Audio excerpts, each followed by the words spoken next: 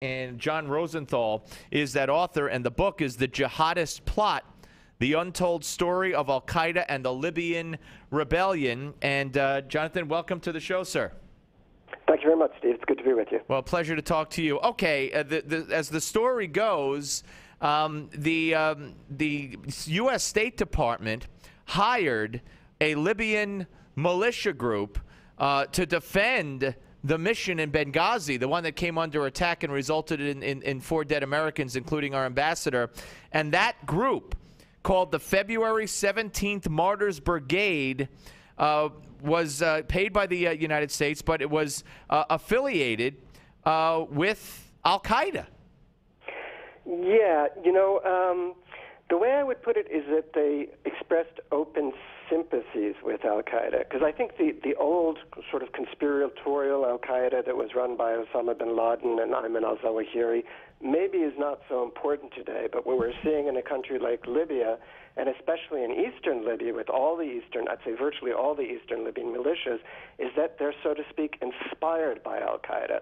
They're not necessarily directed by Al-Qaeda in Afghanistan or in Pakistan, but they're inspired by Al-Qaeda. Oh. And that's clearly the case for this February 17th Martyrs Brigade that was providing a security force at the mission. All right, so I know you found clues of this and proof of this on their website, for instance. Describe what the links then were, or the proof that to show and validate their inspiration by Al-Qaeda. Absolutely, it's as you say, it's proofs. It's much more than clues because it's absolutely flagrant. The February 17th Martyrs Brigade, in the middle of June, or the second week of June of 2012, launched a Facebook page. It seems like the Facebook page was actually created earlier, but it was inactive prior to that. And how did it launch that page? It did so by posting a banner, or a Facebook cover photo, as they say. And that cover photo was of a jihadist fighter, a mujahid, with a Al-Qaeda flag. Al-Qaeda flag next to him and a headband based upon the design of the Al-Qaeda flag on his head. Now, that particular photo presumably came from a demonstration that took place in Benghazi 3 days earlier, on June 7th, 2012. There was a so-called rally in support of the Sharia, and that was sponsored by a broad range of these eastern Libyan militias, and of which lots of video evidence exists that's been posted by local Benghazi-based sites. And it shows just hundreds of these Mujahid fighters, let's say thousands of the Mujahid fighters, and hundreds of Al-Qaeda flags. So they were putting their Al-Qaeda sympathies front and center on this Facebook site. And if you go through other entries, I should specify that cover photo was used only for a few days, then it was changed, and then it was changed very frequently. So they kept on updating the banner for the Facebook page. However, if you look at other entries, again, the sympathy for Al-Qaeda and the sympathy for Al-Qaeda affiliated groups is absolutely flagrant. So they have pictures of Osama bin Laden up on the site in a context which suggests that that bin Laden has been falsely accused of terrorism and extremism. They used the logo more recently of Ansar al-Sharia. Now, Ansar al-Sharia is a group that is recognized by the U.S. and other intelligence agencies. As a terrorist group, yeah. Right, as a terrorist group and as an Al-Qaeda-linked group, and has been largely accused of having itself carried out the September 11th attacks on the Benghazi mission. But if you look at the site of this security force at the mission, the February 17th Martyrs Brigade, they are completely open about their sympathy, not only with Al-Qaeda, but specifically with Ansar al-Sharia. So they say, for instance, in a very recent post from January, that Ansar al-Sharia has been the target of, quote-unquote, a treacherous plot to try to get it accused of various assassination attempts and attacks. And they even use the Ansar al-Sharia logo on their site. All right, so we're talking right now to John Rosenthal. He's the author of The Jihadist Plot, The Untold Story of Al-Qaeda and the Libyan Rebellion, here on the Steve Malzberg Show. He had an exclusive story on Newsmax.com that started running last night about the link to Al-Qaeda and the group that the State Department Department hired to defend the embassy in Benghazi. This is the same group that in the report, the House Republican reports that came out just a few weeks ago, about a week ago, it cited numerous reports that this brigade had extremist connections and had been implicated in the kidnapping of American citizens, as well as in threats against U.S. military assets. So with that as accepted fact and everything you've just told us, how the hell did the State Department hire this group?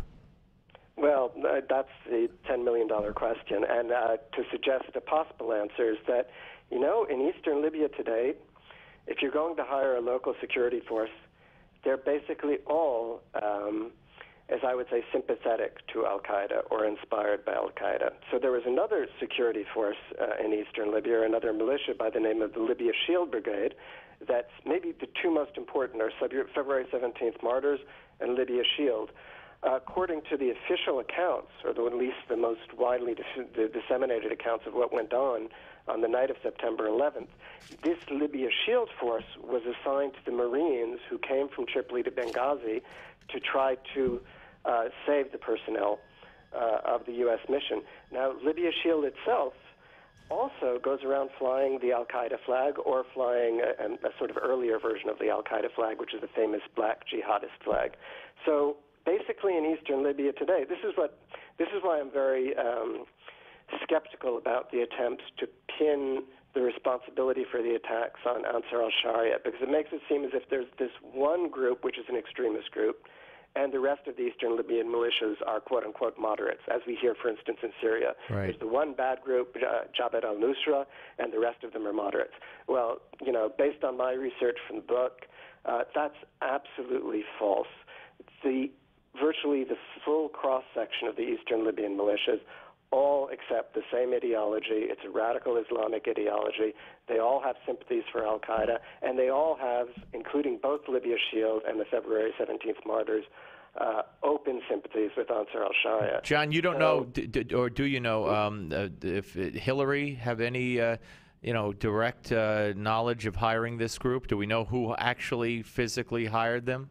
No, I don't think we do know that. There is a State Department memo that was recovered basically at the burnt-out site of the mission, which shows that the State Department, just 2 days before, my understanding, David Patton contributed a lot of the details from D.C.